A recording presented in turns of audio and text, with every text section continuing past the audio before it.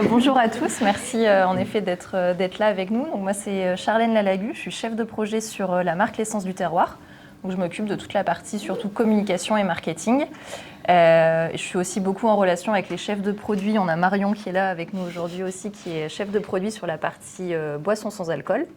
Donc tous nos jus et nectar et sirop. Et Sarah.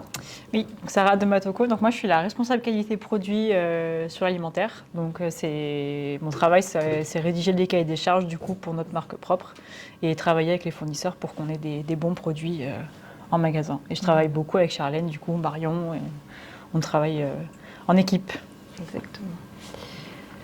Alors, on va commencer par un peu d'histoire. Il faut savoir que la marque L'Essence du Terroir, c'est la plus ancienne des MPN du groupe, puisqu'elle a été créée en 1998. À l'origine, c'était juste le nom en fait, du rayon. C'était pas du tout le nom des produits, puisqu'en fait, à l'époque, d'ailleurs, il n'y avait pas de produit L'Essence du Terroir. C'était vraiment juste pour baliser le rayon alimentaire. Il y a eu un rachat en 2005 par Gamme Vert, où là, l'utilisation était toujours uniquement pour le nom du rayon. Et c'est en 2010 où on a vu apparaître les premiers produits. Au début, seulement une gamme de confitures et de sirop. Et puis en 2016, il y a eu une première nouvelle identité de marque. Donc déjà, la marque avait commencé à se moderniser en 2016 sur sa charte graphique. En 2017, la gamme des produits a été élargie aux jus et nectar. Et en 2020, donc plus récemment, il y a eu une deuxième vague de gamme plus élargie. Et on a aussi également refait, encore une fois, la charte graphique pour s'adapter vraiment aux consommateurs, aux tendances et aussi par rapport aux nouveaux produits qu'on a créés. Et en 2022, on a continué de développer la gamme et également d'intégrer la marque dans les magasins Jardiland, puisque avant 2022, en tout cas, la marque était seulement chez Gamme Vert. Alors, un petit tour sur la marque actuellement. On a 19 fournisseurs pour 104 références, donc autour de l'épicerie sucrée, de l'épicerie salée et des boissons sans alcool. Ce qui représente 3,6 millions de chiffre d'affaires sur 2021 et environ 875 000 unités vendues. Notre promesse, c'est vraiment de faire un tour de France des régions. Donc il y a vraiment l'ancrage régional qui est très présent et aussi on a une transparence sur le producteur. C'est-à-dire que vraiment nous ce qui est important c'est de proposer des produits sains, gourmands du territoire qui représentent toute la France et de mettre vraiment en avant soit la recette, soit le mode de fabrication, donc vraiment des modes de fabrication plutôt artisanaux, des modes.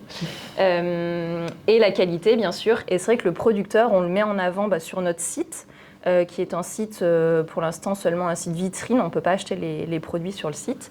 Et à travers nos packaging, puisqu'au dos des packaging, on raconte l'histoire du producteur en appuyant aussi également vraiment sur sa provenance. Il y a toujours en fait une carte de France au dos avec un petit texte qui présente le producteur et ses techniques de fabrication.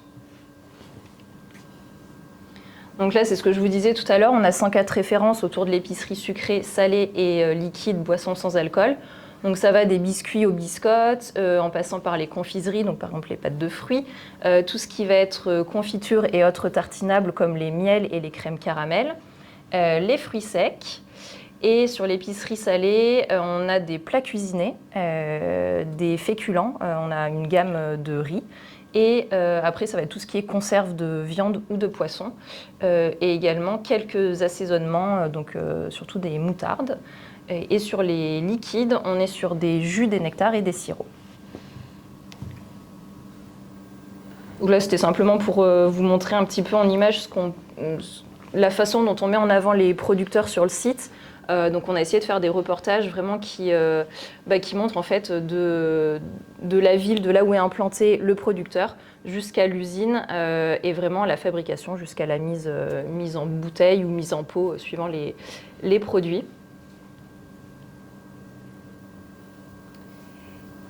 Là, alors bon, c'est un petit peu plus technique, mais on va dire que c'est pour vous présenter un peu la stratégie de l'Activore au sein de la filière alimentaire, comment en fait s'inscrit la marque Passion Nature dans la filière. sachant que la mission de la filière, donc, c'est agir pour que chacun accède aux bienfaits d'une alimentation vertueuse, toujours plus saine et locale, avec comme cible l'activore. Et nous, du coup, l'ambition, c'est vraiment de devenir l'acteur référent de cette alimentation toujours plus saine, toujours plus vertueuse et aussi meilleure pour l'environnement. Et notre réponse, ce sont donc les produits l'essence du terroir, des produits toujours plus sains, plus gourmands et vraiment, comme je le disais tout à l'heure, du territoire. Et je vais laisser la parole à Sarah. Merci. Donc du coup là on a fait une petite présentation sur quelle est notre gamme actuellement, sachant que là on est vraiment en train de la retravailler, en retravaillant nos cahiers des charges. On a plusieurs appels d'offres qui sont en cours, donc là c'est un petit rétro-planning sur ce qu'on est en train de faire, ce qu'on va faire.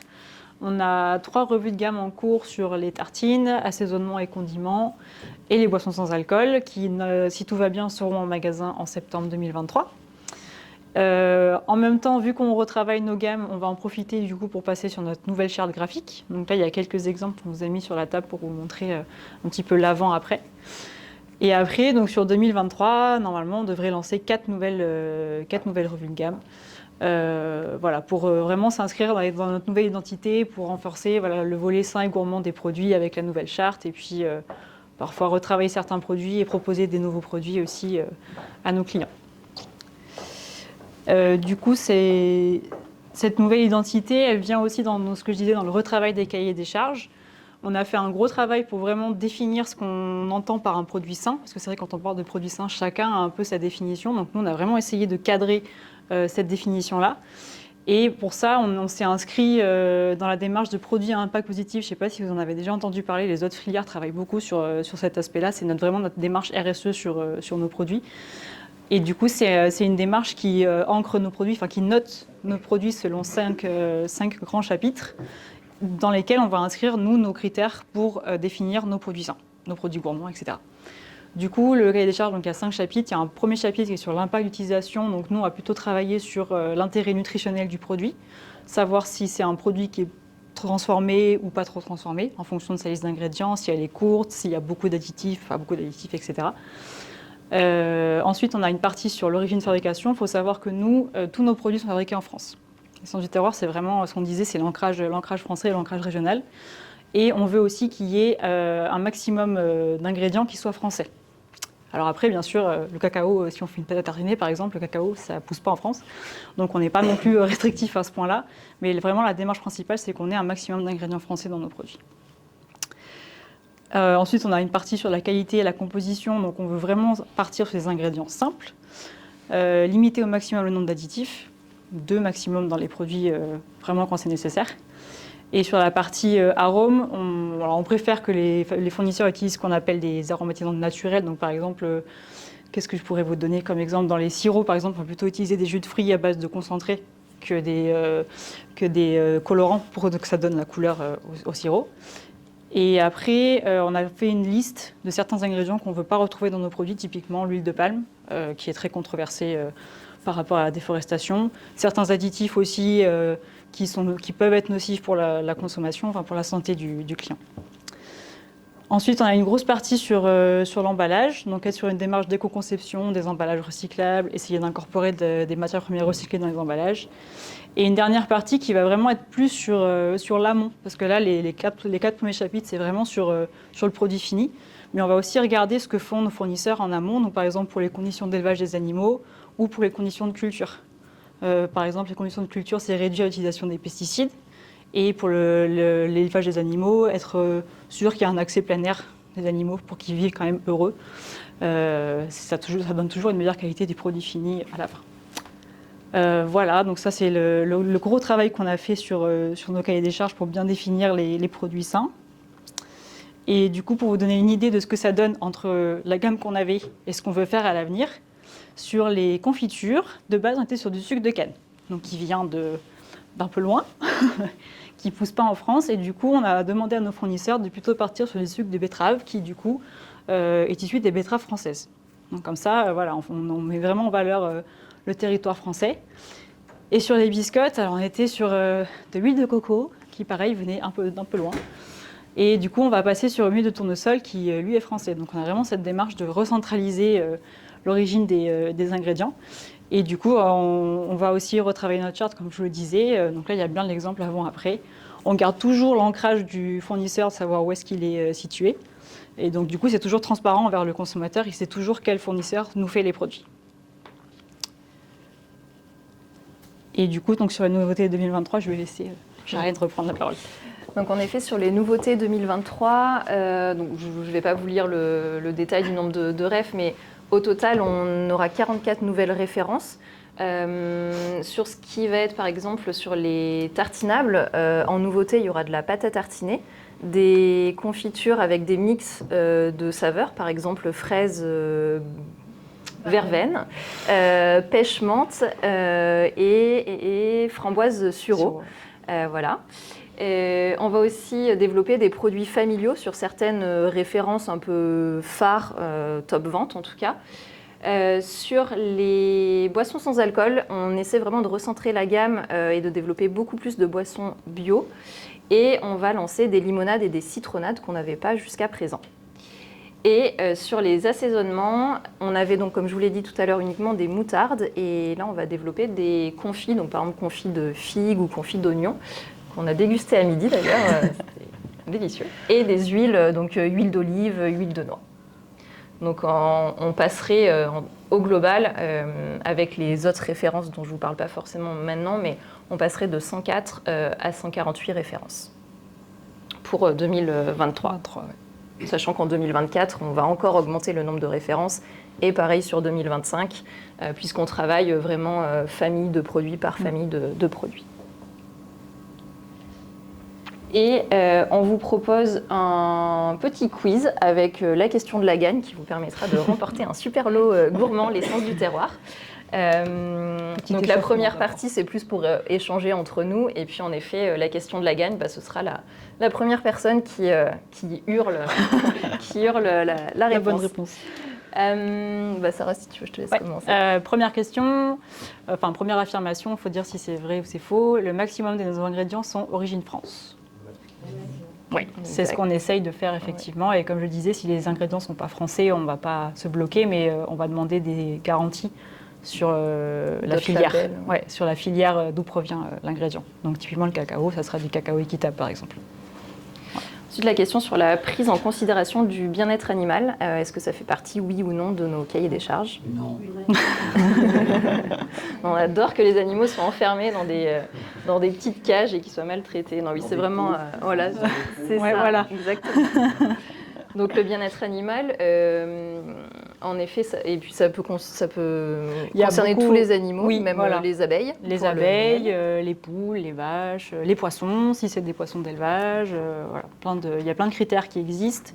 Et pareil, c'est une définition c'est un critère qui est assez difficile à cerner parce qu'il y a énormément de labels qui existent. Et du coup, il faut essayer de piocher un petit peu dans ce qui est vraiment le mieux disant et le mieux pour les animaux. Donc voilà, c'est pas un exercice facile.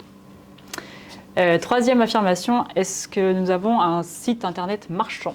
Non.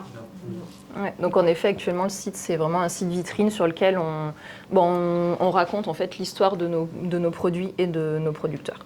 À terme, il sera peut-être amené à évoluer, mais à être plus vivant, mais l'évolution vers un site marchand, pour l'instant, en tout cas, c'est pas prévu. C'est une question qu'on reçoit souvent.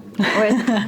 Où peut-on acheter les produits ouais. À terme, ils seront peut-être en vente sur les sites des enseignes.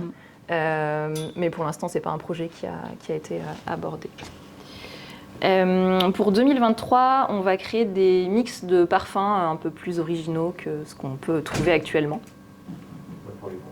Ouais, voilà, exactement. Donc c'était les parfums mix, pour essayer de proposer aux consommateurs des choses un peu plus originales, qui sortent un peu de l'ordinaire, tout en restant quand même assez classique, parce qu'on n'est pas non plus allé chercher des parfums très exotiques. Voilà. Donc ça c'est Manon, notre chef de produit sur l'épicerie. Donc c'est avec elle, en effet, qu'on développe notamment les confitures. Est-ce que dans nos cahiers des charges, nous prenons en considération les conditions de culture ? Oui. Tout à fait. Donc on va effectivement essayer de voir avec les fournisseurs pour qu'ils réduisent l'utilisation de leurs pesticides, comment ils fertilisent leur sol, est-ce qu'ils ne mettent pas trop de choses qui peuvent perturber l'équilibre, la biodiversité, etc. Donc voilà, tout un tas de critères aussi sur cet aspect-là.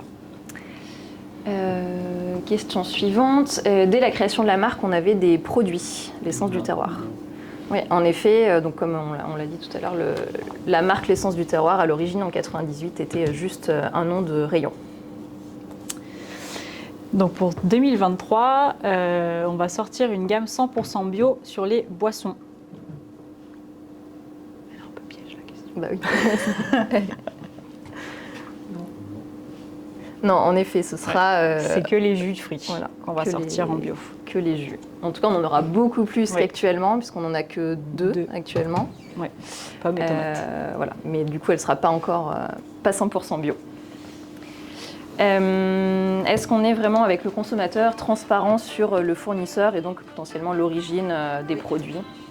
Voilà. Donc à travers nos packaging, à travers le site et aussi en magasin à travers de petites ILV qu'on met à dispo tous les mois en fonction des animations qui sont prévues. Est-ce qu'il y a des vidéos sur le site de thématique du produit? Non, et c'est un sujet, en tout cas que moi j'ai en tête, à voir si ça pourrait être développé. Mais en effet, pour l'instant, c'est vraiment des reportages photos et des textes. Mais c'est vrai que ce serait sympa d'avoir des petites interviews de producteurs. Exactement, ouais. Mais pour l'instant, c'est pas fait. Dernière question d'échauffement. Dans nos confitures, on utilise des arômes artificiels? Non, on n'a que du fruit. 100% fruits. Et après, bon, forcément, dans les confitures, il y a le sucre et les pectines qui servent à gélifier la texture.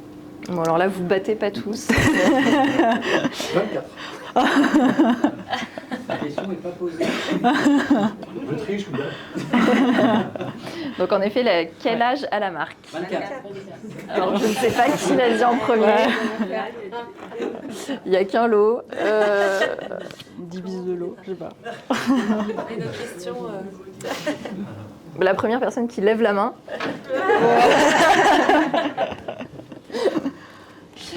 Et voilà, tu repars avec un petit panier gourmand.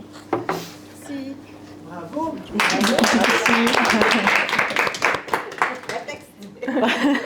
il faut le partager avec les 4 autres. Derrière, on a plein la table. Voilà, il y a des petits produits en dégustation derrière, si vous souhaitez. Donc, si vous avez des questions, on est là pour y répondre. Et sinon, vous pouvez, si vous le souhaitez, déguster les produits qu'on a mis à votre disposition sur la table. C'est que des petits producteurs ou il y a des grands groupes derrière? C'est des petits moyens producteurs. On n'est pas sur des gros mastodontes de l'agroalimentaire, clairement. Parce que l'idée, c'est d'essayer de rester dans des circuits un peu artisanaux, quoi. Mais on a de tout. Ouais. Notre plus petit fournisseur, typiquement les tartines de poisson, il fait 1 million de chiffre d'affaires au global. Donc ça reste une TPE. Hein. Et après, on a des fournisseurs qui peuvent faire jusqu'à 9 millions de chiffre d'affaires, mais c'est une PME aussi, on reste dans des tailles de PME. Oui, on est plutôt sur des PME. Comment vous allez faire pour que tous les engagements que vous venez de nous présenter soient perçus par les consommateurs? Parce que justement, il y a un haut niveau d'exigence. Comment on fait pour faire émerger ça? Ça va être d'une part à travers les packaging. Puisqu'on essaie, là, ce qui a noté, c'est fictif, mais on essaie de mettre en avant des plus produits qu'on expose vraiment. Il y a toujours le fabriqué par, la présence du petit panneau de ville, donc qui indique la ville, et puis le texte au dos, on va le conserver. Il y a en effet ce qu'on a sur le site. On va l'incrémenter. Et en magasin, ça va passer aussi par la formation du personnel, donc vraiment former le personnel à pouvoir vraiment raconter l'histoire du produit, raconter le cahier des charges, bien sûr en s'adaptant, pas tenir un discours trop technique, mais voilà, vraiment à pouvoir faire passer ce message du sain et du gourmand et du territoire. Donc vraiment, voilà, packaging, le site, toutes les ILV, PLV qu'on pourra mettre en magasin et les formations. Et puis après, à travers certains dispositifs de communication, type des emailing ou les relais aussi dans les opérations de communication des diverses enseignes, en fait. Voilà. Est-ce que c'est des produits qui sont destinés à aller aussi chez les nouvelles enseignes Peract, on va dire, enfin la grande marché par exemple, ou pour l'instant? Non, pour l'instant, on ne sait pas. On sait pas. Pour l'instant, en tout cas, c'est dans les jardineries. Après, c'est vrai qu'on n'a pas eu de sujet là-dessus, en tout cas à date. Et est-ce qu'on pourrait imaginer, est-ce qu'il y a une stratégie de retrouver ces produits dans des enseignes de grande distribution? C'est stupide ma question. Il n'y a pas de question stupide. C'est notre marque. C'est à nous. donc Ouais. Mais on pourrait à nous. D'accord, mais on pourrait la vendre les produits sur d'autres réseaux. Bah non. La grande Non, je sais pas. Pas la grande distribution. Non, non. Non, ça Non, a parce vraiment qu'en plus- vocation à rester dans les enseignes du groupe. Ouais. Puis la grande distribution, ils ont déjà leur propre marque aussi souvent, donc s'inscrire dans ce marché-là, c'est pas trop le but non plus. Puis c'est pas la promesse de marque qu'on a faite. Donc, c'est notre marque, ça reste dans nos magasins. Partage pas. Non, on fait venir les gens dans nos magasins pour ça. Exactement. On a un contrat qui interdit aux fournisseurs De vendre les produits. sans autorisation ailleurs que dans nos magasins. D'autres questions pour Sarah et Charlène avant de Manger. boire des petits jus et déguster les gâteaux? Non, bah, Ça y est, très clair. très bien. Bah, merci à vous. Merci. Merci. Merci. Merci beaucoup.